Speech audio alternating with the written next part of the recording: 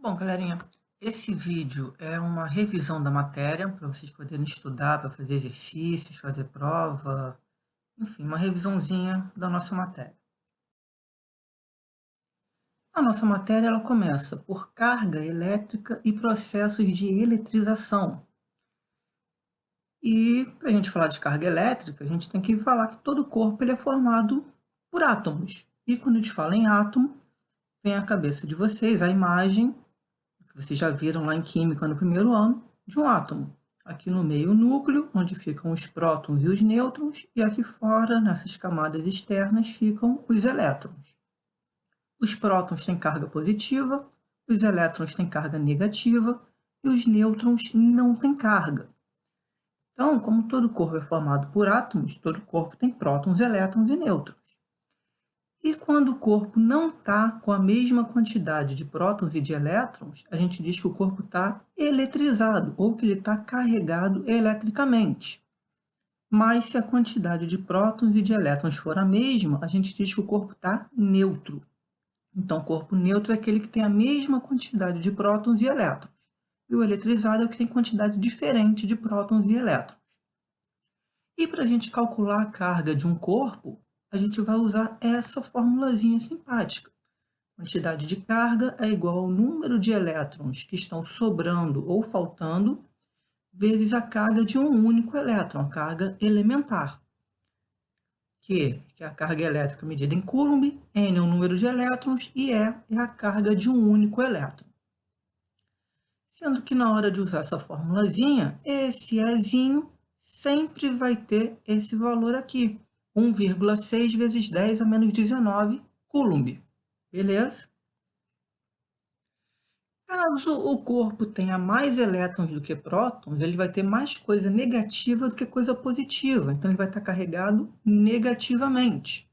Mas se for o contrário, se ele tiver menos elétrons do que prótons, ele vai ter mais coisa positiva do que negativa, então ele vai estar carregado positivamente, beleza? Na sequência, a gente viu processos de eletrização. Eletrização por atrito, por contato e por indução. Na eletrização por atrito, a gente pega dois corpos de materiais diferentes, eles estão inicialmente neutros, e a gente vai atritar um corpo no outro.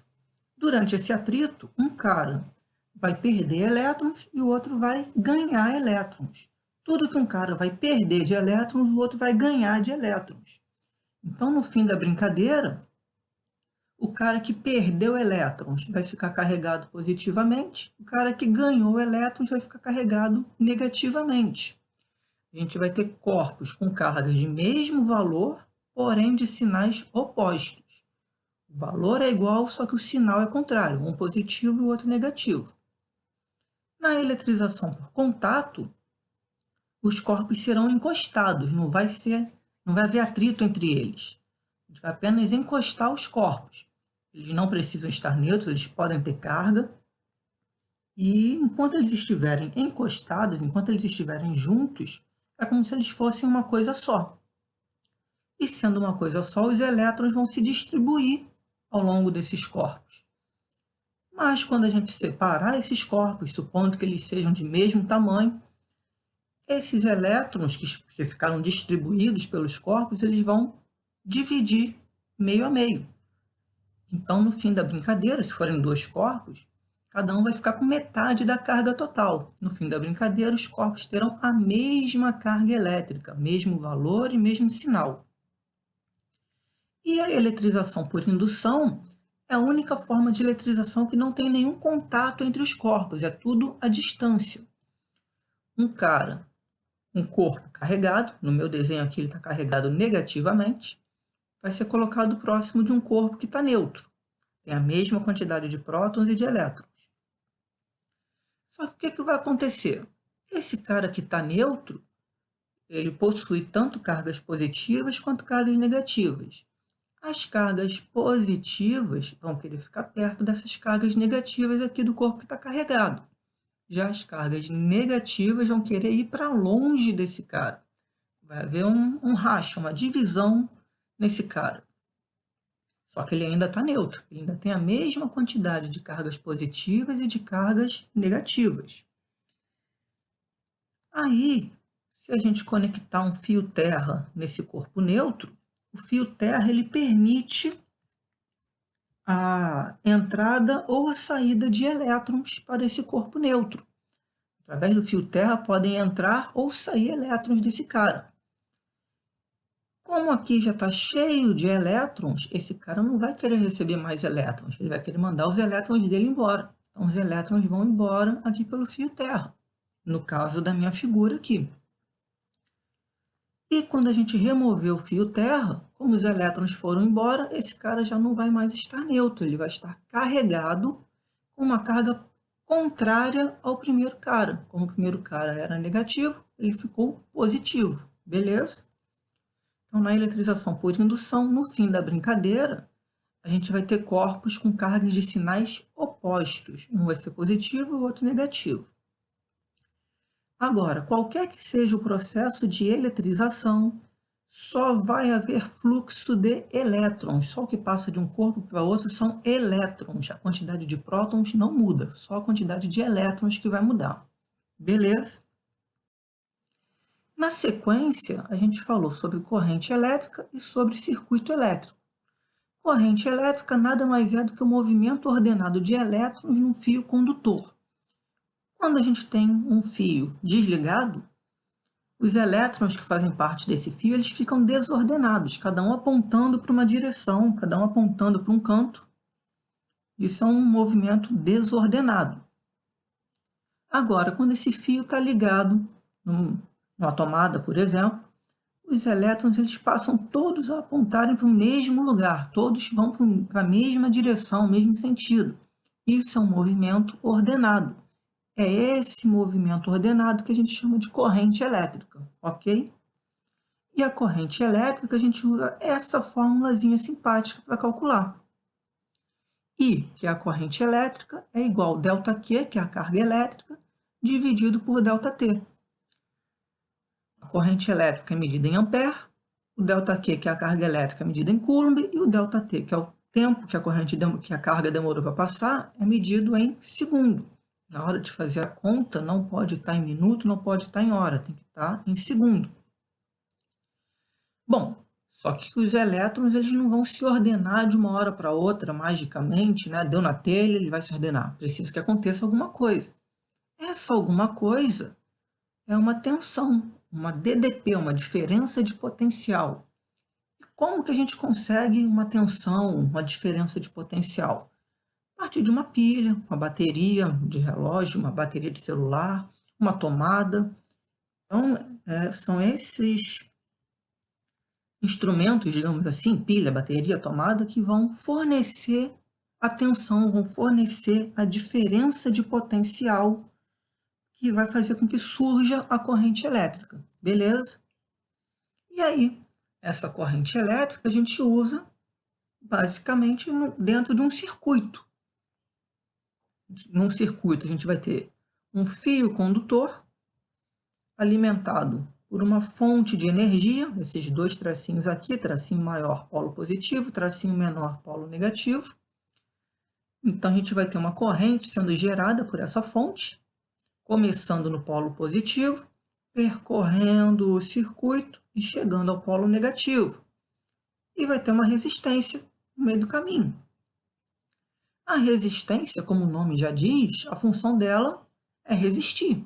Resistir a quem? A passagem da corrente elétrica. Mas para quê?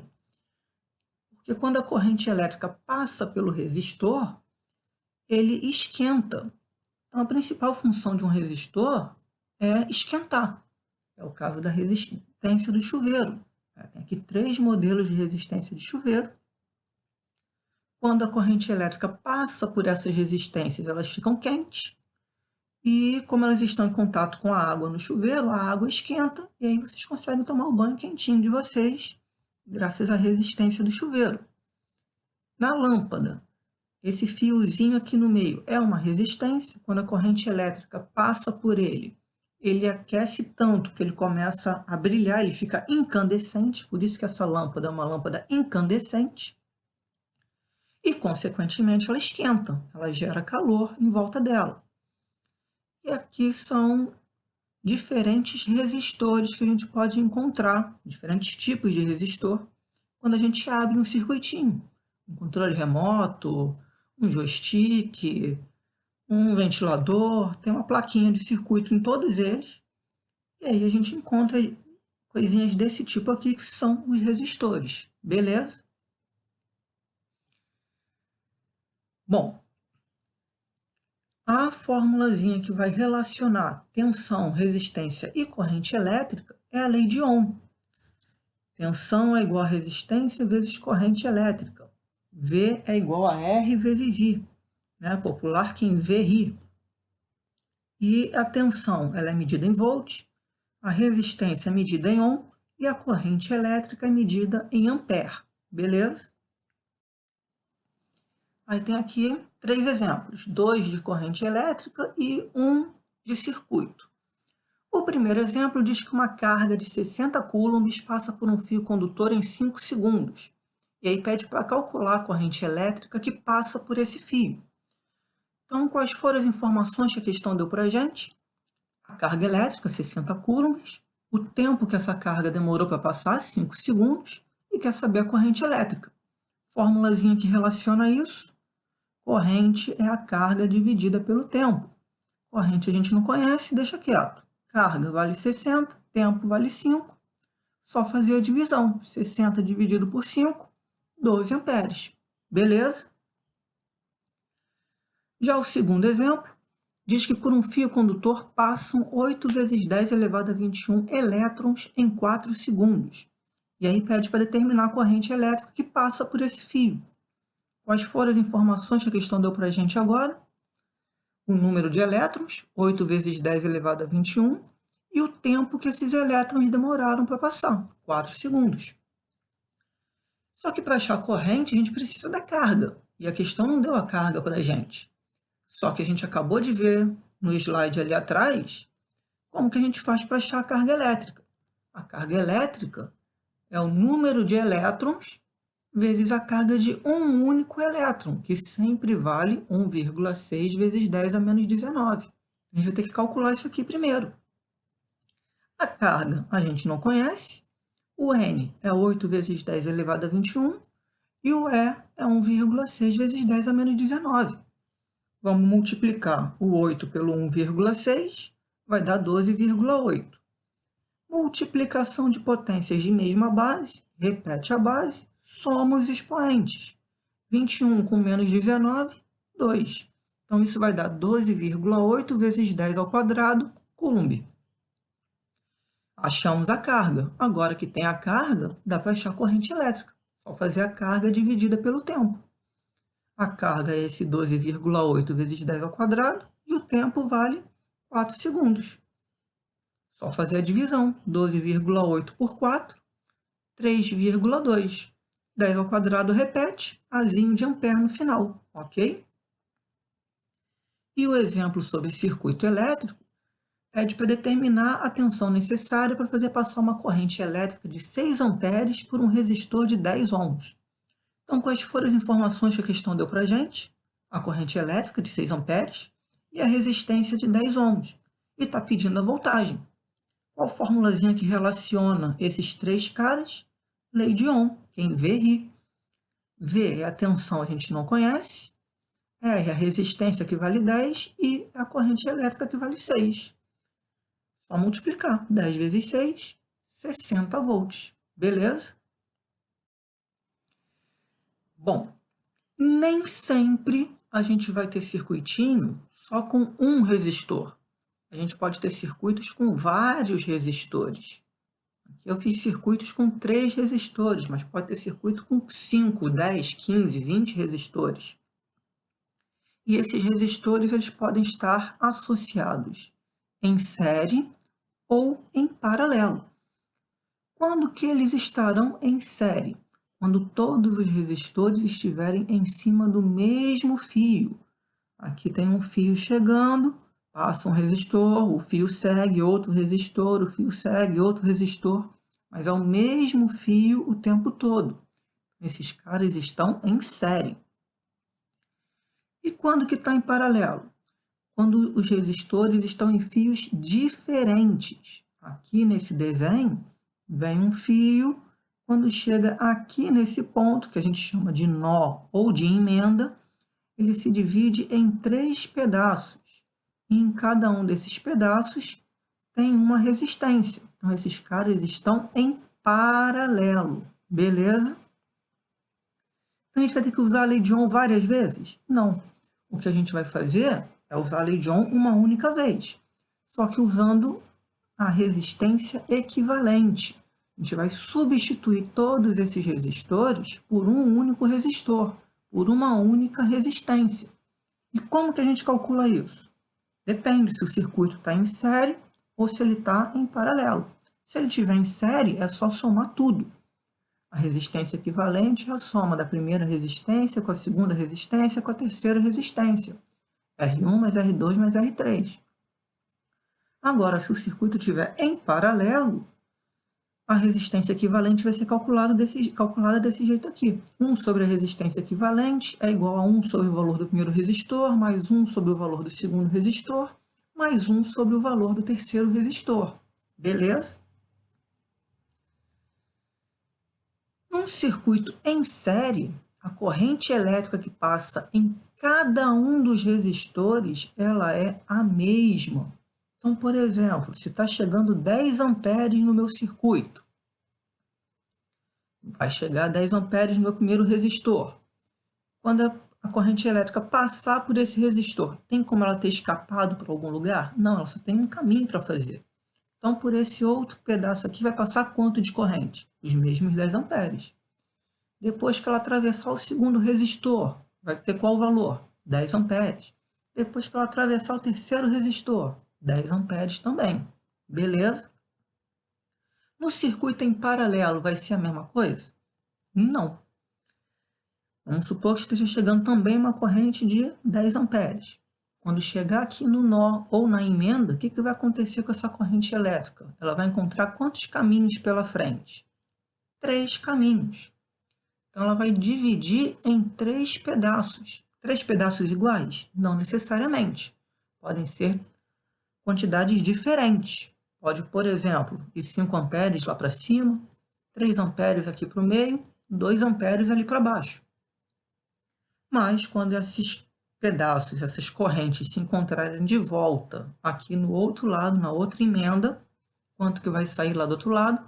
Os mesmos 10 amperes que chegaram. Beleza? No circuito em paralelo, o que vai ser igual em todos os resistores é a tensão, é a diferença de potencial, é a voltagem. Todos esses caras terão a mesma voltagem.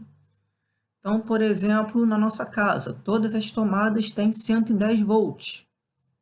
Por quê? Porque elas estão em paralelo. Todas as lâmpadas têm 110 volts, porque elas estão em paralelo. O circuito da nossa casa, ele é feito em paralelo. E qual é a vantagem do circuito em paralelo? A gente tem independência entre cada um desses caras. Vamos supor que ao invés de resistores fossem lâmpadas. A primeira lâmpada seria independente da segunda e da terceira. Eu poderia acender só a primeira lâmpada e deixar as outras apagadas, sem problema nenhum. Já no circuito em série, eu não tenho essa independência. Ou funciona tudo ou não funciona nada. Se ao invés de resistores forem lâmpadas. Se a primeira lâmpada está acesa, a segunda e a terceira também estarão. Se a primeira está apagada, a segunda e a terceira também estarão apagadas. Não tem independência nessa brincadeira. É o caso do pisca-pisca. Ou acendem todas as luzinhas lá do pisca-pisca, ou não acende nenhuma. Quando queima uma lâmpadazinha daquelas, fica um setor inteiro apagado. Por quê? Porque aquele setor inteiro está em série. Beleza? Aí tem aqui exemplo para a gente fazer. Pedindo para calcular a corrente elétrica que passa pelos circuitos abaixo. Bom, primeira coisa que a gente precisa quando tem um circuito, aqui na letra A, por exemplo, é identificar se o circuito está em série ou em paralelo. Aqui na letra A, Tem aqui o meu circuitinho alimentado por uma fonte de 100 volts. O fio, esse fio, ele não está se dividindo em lugar nenhum. É o mesmo fio o tempo todo. Então, esse circuito está em série. E se o circuito está em série, como que a gente vai fazer para calcular a resistência equivalente? Só somar todos os resistores. São 5 resistores, então vamos somar R1 mais R2 mais R3 mais R4 mais R5. Isso substituindo os valores deles. R1 vale 2, R2 vale 6, R3 vale 3, R4 vale 9, R5 vale 5 ohms. E aí, somando essa brincadeira, 2 mais 6, 8, com 3, 11, com 9, 20, com 5, 25 ohms. Quer dizer que a gente podia pegar todos esses resistores e trocar por um só, que valesse 25 ohms, beleza? Só que isso já é a corrente elétrica? Não. Para achar a corrente elétrica, a gente vai precisar usar a lei de Ohm. Quem vê, ri. A voltagem do circuito, 100 volts. Resistência, a gente acabou de descobrir que a equivalente vale 25 e quer achar a corrente. O 25 que está multiplicando passa para o outro lado dividindo. 100 dividido por 25, 4 amperes. Beleza? Então, quer dizer que em cada um desses caras vai passar quanto de corrente elétrica? 4 amperes. 4 amperes aqui no primeiro resistor, 4 amperes no segundo resistor, 4 amperes no terceiro resistor, 4 amperes no quarto resistor, 4 amperes no quinto resistor. Ok? Pô, estou em dúvida se a minha conta está certa. Eu queria tirar a prova real. Tem como? Tem. Voltagem não é resistência vezes a corrente elétrica? A gente tem cada uma das resistências e sabe que por cada uma delas vai passar 4 amperes de corrente. Se a gente multiplicar cada pedacinho desses, 2 vezes 4, 8 volts. 6 vezes 4, 24 volts. 3 vezes 4, 12 volts. 9 vezes 4, 36 volts. 5 vezes 4, 20 volts. Então, a gente tem a voltagem de cada um desses pedacinhos. Somando esses pedacinhos, 8 com 24, 32, com 12, 44, com 36, 80, com 20, 100 volts. Vai ter que dar esse total aqui, ó. Então, essa é a prova real. Beleza? Bom, na letra B, a gente tem um circuitinho. Tem aqui um fio saindo da fonte e tal. Quando chega aqui nesse ponto, a gente tem um nó, tem uma emenda. E aí o fio se divide, no caso aqui, em 3 outros fios. E em cada um desses fios tem uma resistência. Então, esse circuito ele vai estar em série igual ao outro? Não, esse circuito está em paralelo. E se ele está em paralelo, para achar a resistência equivalente, é igual quando ele está em série? Não. A formulazinha do circuito para achar a resistência equivalente quando está em paralelo, 1 sobre a resistência equivalente é igual a 1 sobre R1 mais 1 sobre R2 mais 1 sobre R3. R1 vale 4, R2 vale 6, R3 vale 12. Então, a gente vai ter essa situação. E para fazer uma soma de frações, tem que encontrar o Q primeiro, tirar o Q primeiro, o MMC. No nosso caso, o MMC entre 4, 6 e 12. Começa vendo se dá para dividir por 2. 4 por 2 vai dar 2, 6 por 2 vai dar 3, 12 por 2 vai dar 6.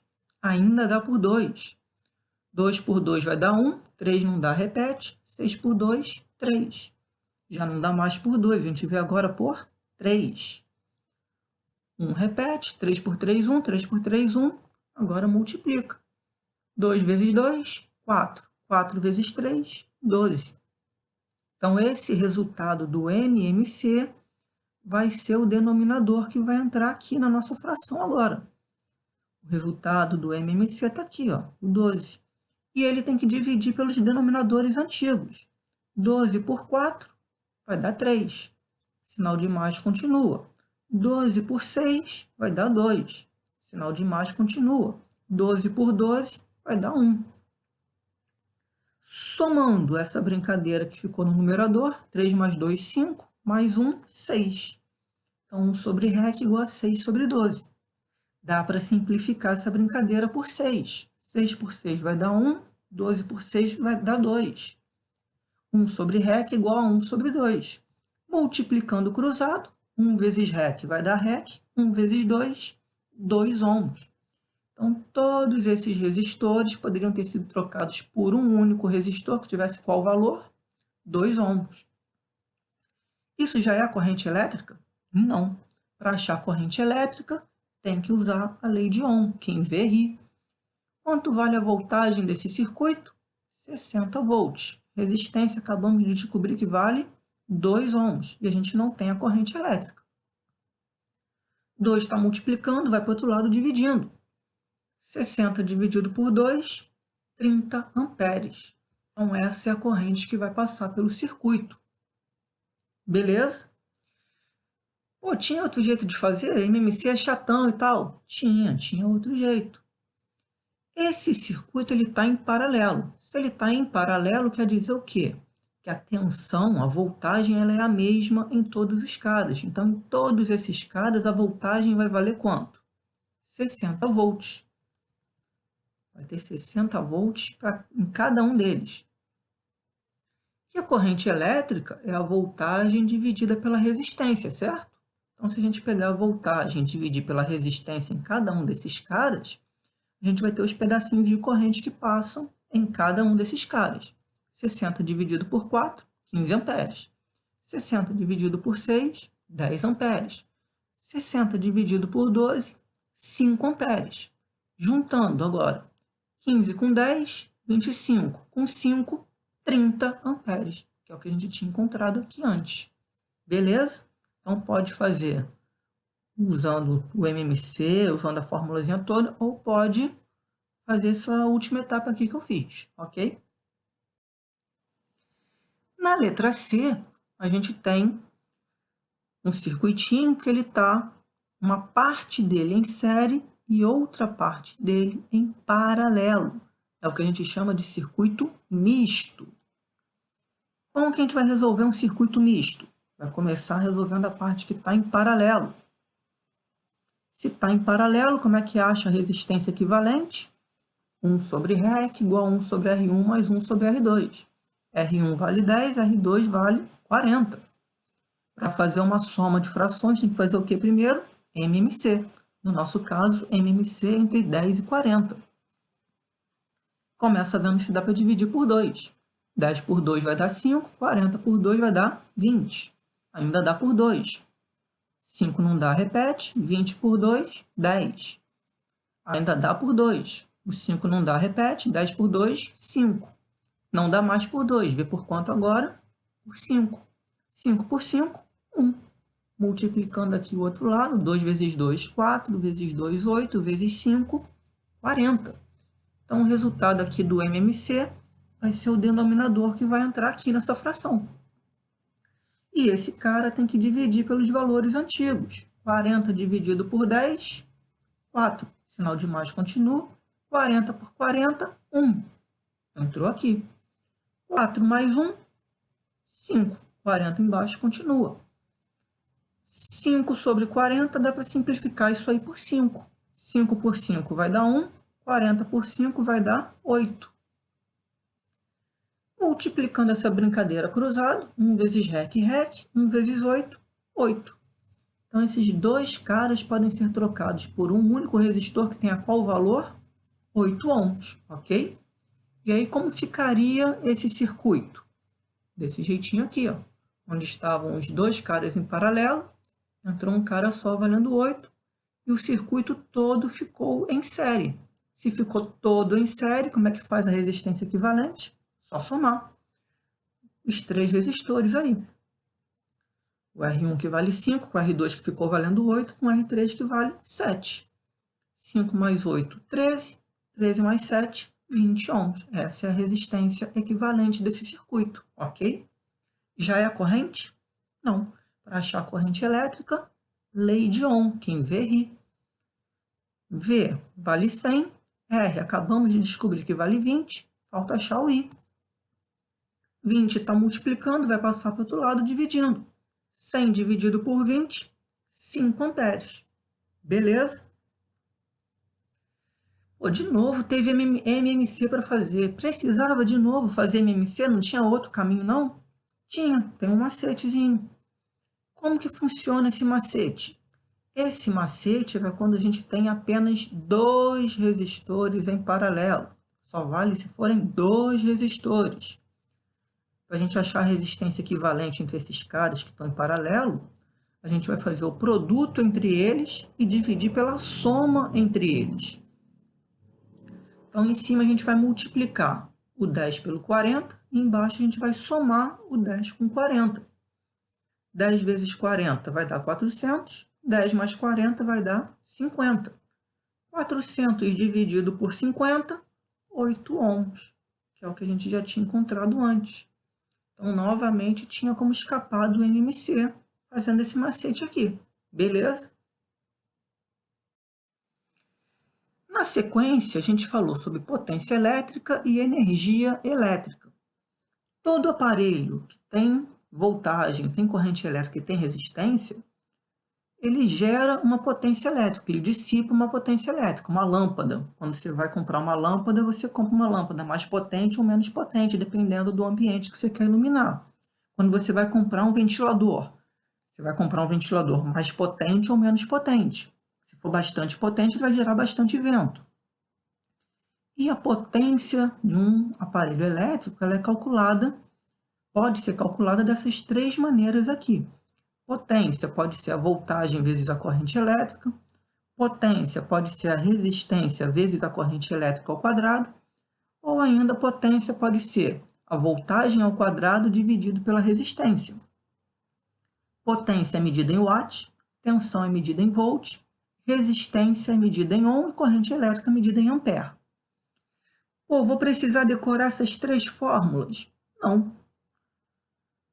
Só com essa primeira fórmula aqui a gente já se vira. Só que pode ser que dê um pouco mais de trabalho para resolver as questões. Se a gente souber as três fórmulas, tem questão que vai sair mais rápido usando a segunda fórmula, questão que vai sair mais rápido usando a terceira fórmula. Mas se não quiser decorar as três, só com a primeira a gente se vira. Só que aí vai precisar da lei de Ohm, do quem vê ri. A gente vai usar a lei de Ohm e a primeira fórmula. V igual a R vezes I e P igual a V vezes I. Bom, o V ele equivale a RI. Então, no lugar desse Vzinho aqui da fórmula, eu vou colocar RI. E vai multiplicar pelo outro I que está ali. Só que I vezes I é I quadrado. Então, P é igual a R vezes I ao quadrado. Exatamente a segunda fórmula. Beleza? E a terceira fórmula, ela aparece como? Também usando a lei de Ohm. Quem vê, ri. Só que agora eu vou passar a resistência para o outro lado dividindo. A corrente elétrica vai ser a voltagem pela resistência. E na primeira fórmula da potência, P igual a V vezes I. Só que o I, ele vale V sobre R. Então, no lugar do Izinho ali na fórmula, vai entrar V sobre R. V vezes V, V quadrado. Sobre R, temos, então, a terceira fórmula ali. Ok? A energia elétrica, ela vai relacionar a potência do aparelho com o tempo de uso dele. A energia elétrica vai ser a potência do aparelho vezes o tempo que ele fica ligado. É igual a P vezes T. Essa formulazinha aqui. É a energia elétrica, P é a potência e T é o tempo. Beleza? Aí tem aqui três exemplos sobre potência elétrica. O primeiro pede para calcular a potência dissipada por um resistor de 6 ohms que é percorrido por uma corrente elétrica de 3 amperes. Quais foram as informações que a questão deu para a gente? O valor da resistência, 6 ohms, o valor da corrente, 3 amperes, e que é a potência. Daquelas três fórmulas, qual que usa essas três informações? A segunda, P igual a R vezes I ao quadrado. P a gente não conhece, deixa quieto. R vale 6, I vale 3. 3 ao quadrado vai dar 9. 6 vezes 9, 54 watts. Essa é a potência. Beleza? Ah, mas eu não lembrava dessa fórmula. Como é que eu ia fazer pelo outro caminho? A gente usa a lei de Ohm primeiro. Quem vê, ri. V a gente não conhece. Só que R vale 6 e I vale 3. 6 vezes 3, 18 volts. Agora que tem a voltagem, ia usar a primeira formulazinha da potência, P igual a V vezes I. P a gente não conhece, deixa quieto. V acabamos de descobrir que é 18 e I vale 3. 18 vezes 3, 54 watts. A mesma coisa, beleza? No segundo exemplo, é uma fonte de 110 volts que fornece energia para um resistor de 10 ohms. Determine a potência elétrica dissipada por esse resistor. Então, quais foram as informações que a questão deu para a gente? A voltagem, 110 volts, e a resistência, 10 ohms. E que é a potência.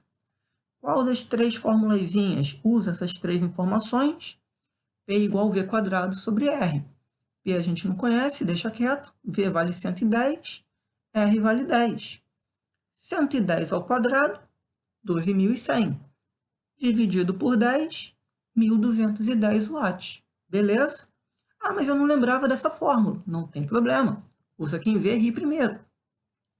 V vale 110, R vale 10. E a gente não conhece. 10 está multiplicando, vai para o outro lado, dividindo. 110 dividido por 10, 11 amperes. Agora que tem a corrente elétrica, joga na primeira formulazinha da potência. P igual a V vezes I. P a gente não conhece, deixa quieto. V vale 110 e I vale 11. 110 vezes 11, 1.210. Mesma coisa. Beleza? E o terceiro exemplo diz que uma corrente elétrica de 20 amperes percorre um circuito que é alimentado por uma fonte de 60 volts. Determine a potência elétrica dissipada por esse circuito. Quais foram as informações que a questão deu? A corrente elétrica, 20 amperes, a voltagem, 60 volts, e que é a potência. Qual formulazinha que usa essas três informações? A primeira, P igual a V vezes I. P a gente não conhece, deixa quieto. V vale 60, I vale 20. 60 vezes 20, 1.200 watts, ok?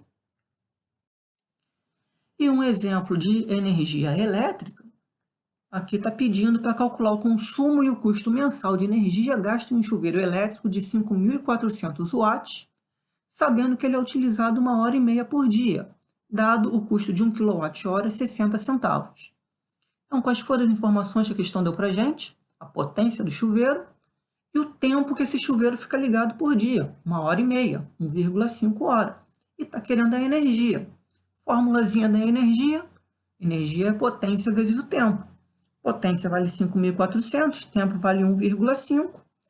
5.400 vezes 1,5, 8.100 watt-hora.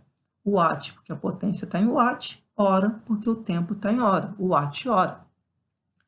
Só que o chuveiro fica ligado 1h30 por dia. Então, ele gasta 8.100 watt-hora em apenas um dia.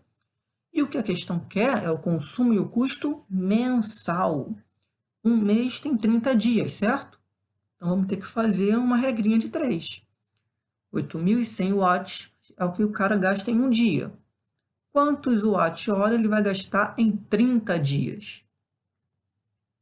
É só a gente multiplicar cruzado. 1 vezes x, x. 8.100 vezes 30, 243.000 watt-hora. Então, esse vai ser o consumo dele em um mês, o consumo mensal. Só que esse consumo está em watt-hora. E aqui, quando a gente vai ver o preço, está em quilowatt-hora. Como que transforma de watt-hora para quilowatt-hora? É só a gente dividir por 1.000. Então, 243.000 watt-hora dividido por 1.000 vai dar 243 kWh, ok? Tá, mas e em dinheiro, o custo, quanto é que isso vai dar? A questão disse que cada quilowatt-hora custa 60 centavos. Então, 243 kWh vai custar x, mais uma regrinha de 3. Multiplica cruzado, 1 vezes x, x, 243 vezes 0,60, R$ 145,80. Só esse chuveiro elétrico ligado 1h30 por dia equivale a R$ 145,80 na conta de luz, supondo que o quilowatt-hora custe 60 centavos. Essa potência de 5.400 watts é a potência do chuveiro quando ele está na posição inverno, que é aquela mais quente. Beleza? Aí, só para efeito de comparação, quando vocês pegam uma conta de luz, aqui vem a quantidade de quilowatt-hora que você gastou durante o mês e o preço do quilowatt-hora. Nessa conta de luz aqui, que é de 2016, o quilowatt-hora estava custando quase 84 centavos. Então, no exemplo anterior, o chuveiro ali não teria um valor só de R$ 145,80 no fim do mês, seria ainda mais caro.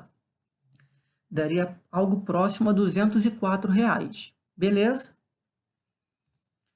Bom, galera, é isso aí, o resuminho do bimestre. Até a próxima, valeu!